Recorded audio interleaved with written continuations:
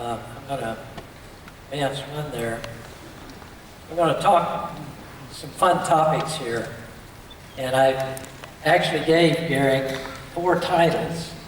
And this one was the only one that had fun in it. And he came back to me and said, I want that one. So that's what we're going to do today. I'll start that by saying, I've been told never to follow an astronaut at one of these kind of sessions. I've been told if I follow 4 of them, that I've lost my mind. And that if I followed Jack Smith, I have really gone over the edge. So this is not easy. And maybe Rusty can pick up the pieces here and make some sense out of it.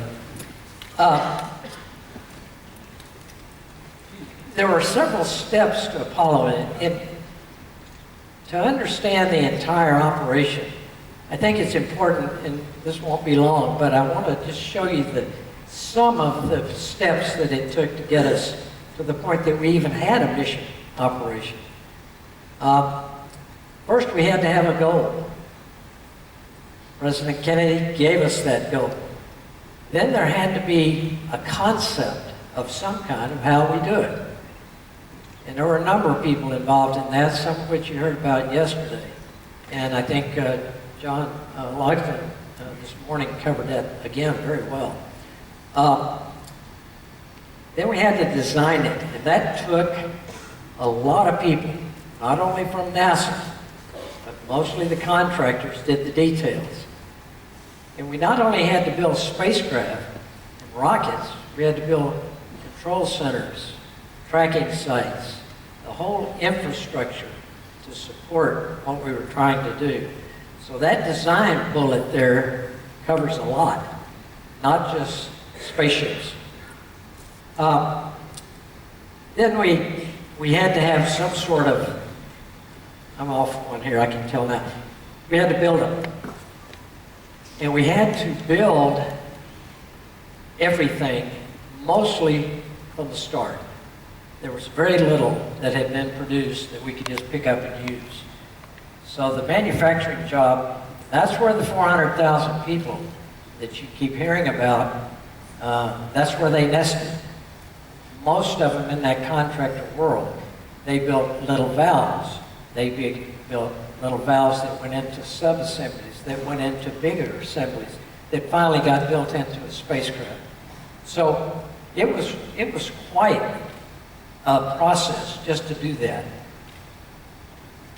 We finally had to assemble all those parts into the major spacecraft and rockets and the control centers and so forth. And then we had to test it. A lot of testing at this first assembly level, even clear back at the sub-assembly level, some testing. A lot of tests. Then we had to deliver it down to Florida, Kennedy Space Center. And guess what we did? First thing, we tested it again. And that took a long time. Then we had to assemble it. We call that stacking the Saturn V and putting all of the lunar modules and the command module on the very top. And then we tested that. So this was a process. There were very essential steps that took months to do. There was no operations in this. We hadn't even started. But after this, then it really fast-paced. And all of the rest of what I'm about to show you took place in about 30 hours. First, we fueled that Saturn, put in millions of pounds of propellant and oxidizer. Finally, we put the crew, got the crew inside the spacecraft. Then, there were really two pieces to mission operations. We had to launch it, which was a huge operation. And then we had to control it in flight. And all of that, as I say, got activated in about the last 30 hours when you started to fuel up the Saturn. This is the fun part. Everything below the line is what I call fun because it was fast action, fast paced. Nothing was very stable very long. It kept changing. That's what ops guys love. Don't want anything static. Let's keep it moving. Now the ingredients that went into this recipe, I call it, were first we had that gigantic Saturn rocket, which was a thing of beauty. By the way, this was the scariest part of Apollo missions to me personally, because there was so much energy being expended and it had to be held together. This was basically a nuts and bolts business. There was nothing mystical about it. It had to be held together. And in shuttle, we lost a couple because we didn't do that, one of them on launch. We had a command and service module, which was built by North American Rockwell. Great machine. I'll talk a little more about that. We had the lunar module. You've seen these pictures. Also in these ingredients, we had to have a crew, and they were very important. We tried to keep an eye on them, and most of the time we were able to do that. This is a part of the mission ops that is forgotten often. It's the launch operations. I'm going to talk a little more about the scope of it. It was huge. Didn't last real long, but it was huge to get one of those Saturn V's off the deck. And then, of course, we had mission control. And we had to stir all these ingredients together. And let's look at each one. I just want to make a couple of points on each one. First of all, the Saturn. We've seen this picture quite a bit, but the sheer size of it was enough to tell you something was major going on. That rocket's 363 feet tall from the base up to the bottom, or up to the top. There's the diameter at the bottom is 33 feet. Most of that is filled with fuel. And as Jack pointed out, 1.5 million pounds of thrust out of 5 engines lifted this thing that weighed about 6.5 million. That's why it was agonizingly slow getting off the pad. The shuttle, you notice, kind of jumped off. This vehicle was very slow acceleration, but it was burning fuel through massive lines, and it was getting lighter quickly. So that helped it accelerate as it got on into it. Great machine. The people at Huntsville at the Marshall Space Flight Center ran that program, but the contractors, again, were all over it. They built it. Command and service module was our mothership. So important because it not only gave a place for the crew to launch and live going to the moon, it got them back into the atmosphere. When we separated that service module off, it exposed the heat shield that got them into the atmosphere back on Earth. I put the little model drawing to the side so you can see some of that detail. That photo happens to be very good. It's not so good in the next one. This lunar module, the photos were kind of hard to tell what you were looking at. And I think the one on the left here shows you the difference between the ascent stage and the descent stage. I had a question not too long ago at a talk I gave when you landed, you were so low on fuel on Apollo 11, how did you ever lift off? And so it was clear that somebody in that audience didn't understand there was a separate stage, separate propellant, separate everything. So the second stage was a little mini launch vehicle on its own. So you had to stir this into the ingredients. This one, I'm going to really not spend a lot of time on it. This is called the firing room. They didn't call them, in Houston we called it the MOCR, the Mission Operations Control Room. There were 2 of them. They were inside the Mission Control Center. At the Cape, they had the Launch Control Center, and inside they had firing rooms. and that's what we would have called our Mission Operations Control Room. This thing is something like 15 times more people than were in the control center in Houston. I'm going to show you this. You don't have to read it. That's a layout of the firing room that we launched Apollo 11 from. There are over 400 positions in that room. Now, the other thing about, and you're going to see this again, this was just the tip of the iceberg.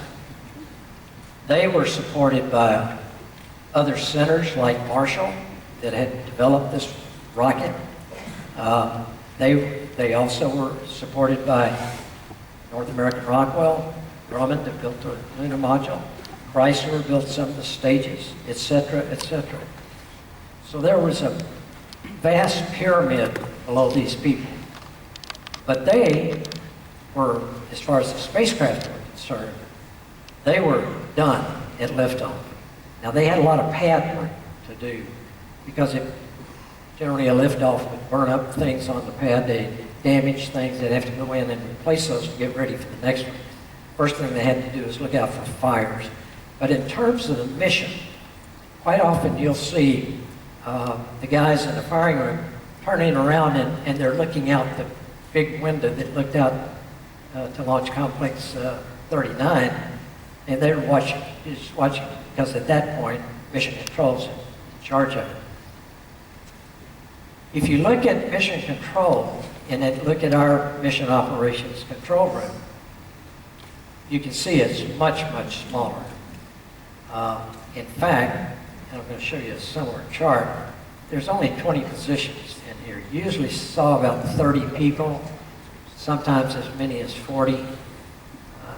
For the landing on Apollo 11, it was standing room only. I don't know how many were in there, but there was a bunch. The hard part was to find a place to plug in a headset so you could listen. We ran out of receptacles. And but this was where we conducted all of the Apollo missions, was in this room, which, by the way, is about to be, what is today, the 25th? Anyway, on the 27th, it has been restored. It's a National Historic Landmark. That room has been restored, and it's going to be dedicated on the 27th or 28th of this month, and then go on to be ready fully for the Apollo 11 celebration on July 20. This room was designed very much like the Mission Control Center at the Cape, which was very small. It's even smaller than this one, that we flew Mercury with, controlled Mercury. There was only about 10 positions in there. By the way, every one of them had a flight director, which is good. Every one had a Capcom. Other names changed. There was a FIDO to a flight dynamics officer. But we learned how to build this room and how to operate it by actually just building on Mercury. It was a similar situation. Again, this is the tip of the iceberg. I think it may have been Charlie that said that the astronauts and mission control quite often got most of the coverage because we talked to the press. We had in the control center, the flight director had a post-shift press briefing. Every shift that you worked, you had to meet with the press afterwards.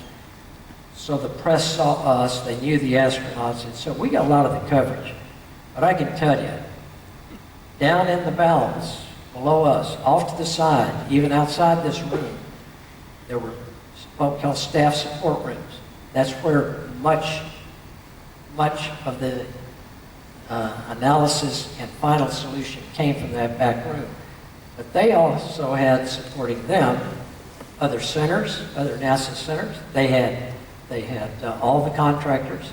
The contractors had unique facilities. Sometimes they could run a test there that we couldn't run at NASA. We didn't have the right component piece or something. So they would run it for us in real time, and that really came into play on Apollo 13, where we had a long time to deal with a solution that was going to take days to recover from. That little red dot in the middle is the flight director position. And that's the position I was in.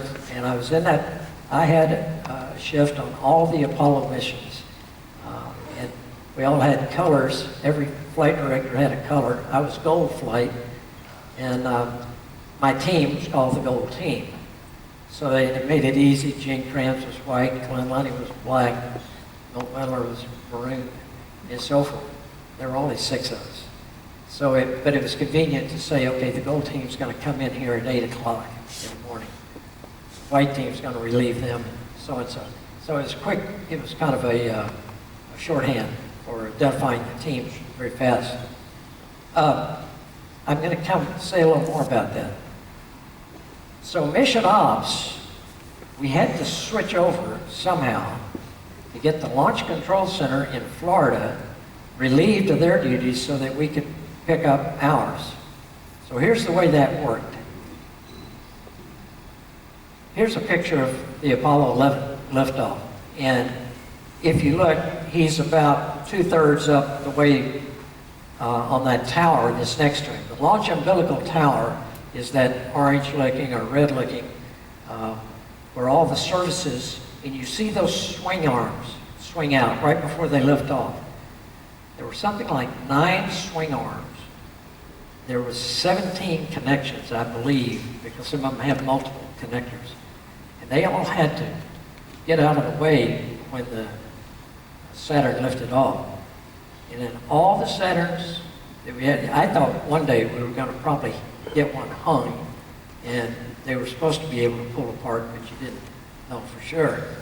And I thought one day we're going to lose a vehicle because the swing arm didn't come back. They're massive, they're huge pieces of machinery, and not one failed in all the Saturn launches that we did. So the Germans at Huntsville knew what they were doing. Now, when the base of that rocket cleared the top of the launch umbilical tower, sometimes called the LUT, L-U-T, that was when we switched control. So there was this is not quite there. This is almost tower clear. When the base of the rocket, there was a observer, a physical observer, that watched to make sure, and what he was watching for, over here, what he was watching for is that if the vehicle started up and started going into the launch umbilical tower, it was an abort, and that abort would have been called by range safety or by the launch director, not in Houston. When the base of the rocket passed the top of the tower, there was a call made by this observer. You could hear it on every launch if you listen carefully. Tower clear. And at that point, Houston was in control. So if there was an abort to be called after that, it would be us, flight director in Houston, or it could be range safety too. Range safety was a physical boundary, had some boundaries to it that they could call for the crew to abort as well. All the aborts were done manually. We couldn't signal an abort. It had to be done by the commander by turning a handle. Those are the 4 or 5 ingredients that I mentioned. I want to mention one more there. I want to make a point. These are the 5 flight directors that worked Apollo 11. And we had 4 shifts. We double manned the first shift because that did TLI. We did that for 8, 10, and 11. After that, we went back to just standard 4 shifts. That's me standing on the left. Cliff Charlesworth is the next guy. Gene Krantz is next. Milt Wendler and Glenn Lundy. That's the 5 of us that had the duty on Apollo 11. That was our ages. Glenn was the youngest. In fact, he was the youngest in the flight director corps for the whole time because we didn't assign any others. And the old guys were 37. I was 33. It was pretty cool. I could move a carrier task force from one ocean down to another part of the ocean to get under a recovery parachute. And pretty heady for 33. But the point I want to make is that we were some of the oldest guys in the room. Astronauts, particularly the first 7, tended to be roughly 10 years older than us. They got closer as the later groups came in. But the control center guys were really young. In Gemini, the average age was about 26 in that room. By the time we got to Apollo, it was 29, 30, somewhere in there. So we were holding the average up. We had guys in there 23 years old. Somebody here showed me that SCE Dogs t-shirt that we had to make a call on Apollo 12. I was the flight director for it. And we got hit by lightning twice. I think Charlie told that. And there was a guy that made the call. This guy named John Aaron.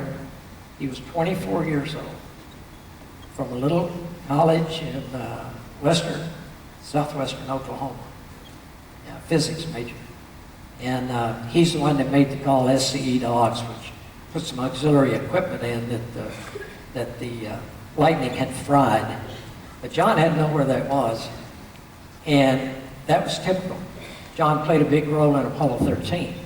By that time, he was a little bit older, about a month or two.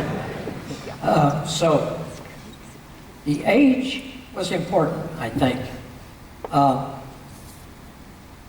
And when the Apollo 1 fire occurred, I think the young people really responded to it.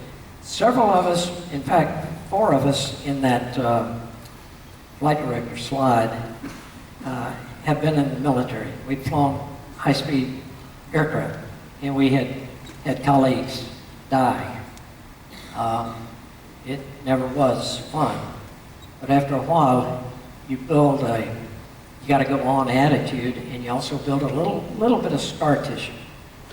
But these young guys that were in the control center were really affected by the loss of Gus, Ed, Roger. And they needed a little help, actually, I think, to get they said, guys, this is going to be okay. We'll be all right. Keep going. And they did. And I think their youth actually helped them because they were all energetic. If you think the astronauts didn't want to screw up in front of their peers, a flight controller was deathly ill of it because a lot of times our uber boss, our big boss, Chris Kraft, was sitting up there just monitoring, just watching. And if you made an error, Kraft was kind of the attitude, why is he in here? He was pretty binary, 1 or 0.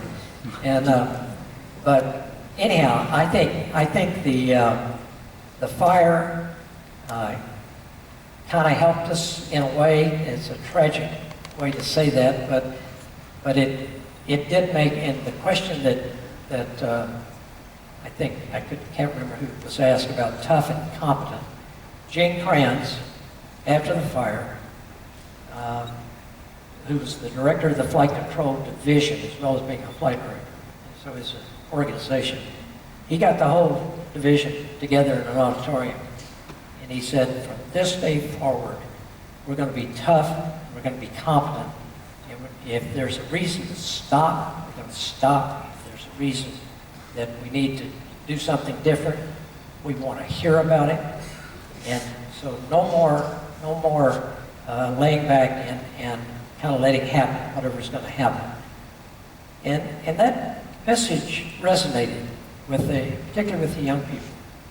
And he told them to go back and write it, tough and competent, on the top of their blackboards in their office, and do not erase it until we finish. And they didn't. And it was pretty cool. So we stirred all those ingredients together, and we got these flights now. And the flights got renumbered. That confused a lot of people. And But what they did is they went back in honor of the crew, made Apollo 1 an honorary name. We were calling it AS-204, Apollo Saturn 204, before that. And we went to the strict numbers after the fire. Then we got started finally again, Walt, and there was Apollo 7 in Earth orbit. This was probably, maybe it wasn't as difficult as landing on the moon. It's probably the most critical mission we flew. If Apollo 7 hadn't worked, if it had been a failure, the program would have ended, I'm sure. It never would. That would have been, even if we got the crew back, we lost a crew on one, and then we lost another. So, well done, Mr. Cunningham.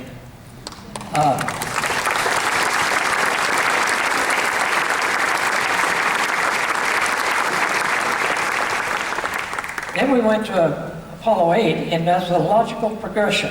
We had just done 7 by itself, a command module, a service module.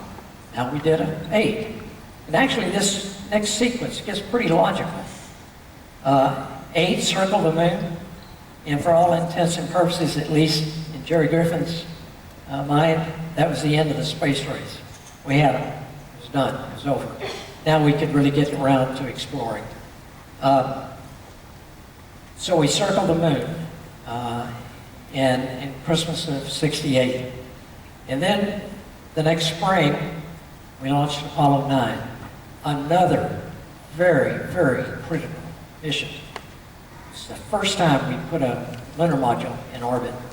Rusty and his gang ended up getting separated then from the command module. It covered another thing, but no heat shield. They backed off quite a ways and then rendezvous docked and it all worked. I think 9 was another one of those steps, and this again, my personal opinion. I believe if 9 had not worked, if we had had a major failure, the program might have been in jeopardy again. Probably not as bad as 7. It would depend on what the failure was, but 9 was extremely critical. Those first 3 missions don't get talked about much. Apollo 10, again, we went to the moon, but we didn't land. And also a critical mission. It was the first time, it was more of a dress rehearsal. We had done on 9 what we were going to do with the lunar module, and we had done on 7 even what we were going to do with the command module, but except for docking.